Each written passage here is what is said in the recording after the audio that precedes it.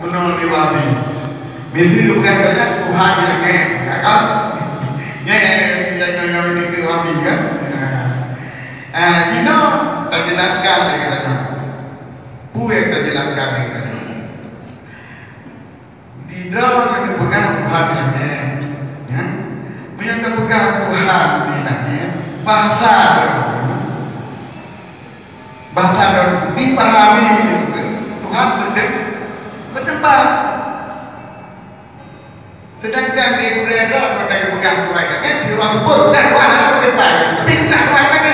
Kalau itu Tuhan berdebat, yang dari bahasa dan hukum dibuka video penjelasan kerana dia akui Tuhan yang berdebat, tapi itu yang bukan Tuhan lagi. Mempertimbangkan Tuhan lagi kan berdebat. Yang bahasa yang lainnya katalah hukum dia dulu. Jadi mengajaklah dengan Purno berdebat cara dengan yang dipurno oleh Asy'ariyah dengan Asy'ariyah dengan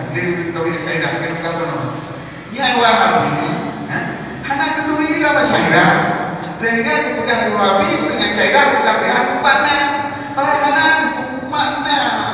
yang dipegang oleh Asy'ariyah Tuhan hanya tak isnad kepada tempat sebab tempat makhluk akibat ketegang Tuhan saja ke makhluk.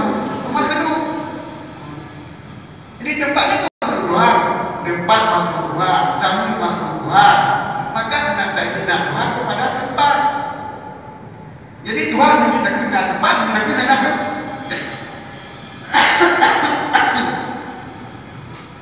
Hendak tak isnad tempat, hendak pegang tempat Tuhan, hendak tak isnad tempat kepada mana-mana.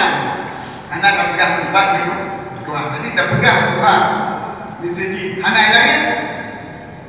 Tuhan hana ilangin. Ini betul yang ilangin. Sebab Tuhan hana betul. Hana bertempat ilangin.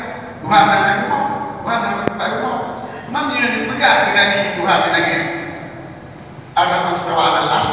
Kita dinya. Mana dia yang lain tak pegang Tuhan hana kata.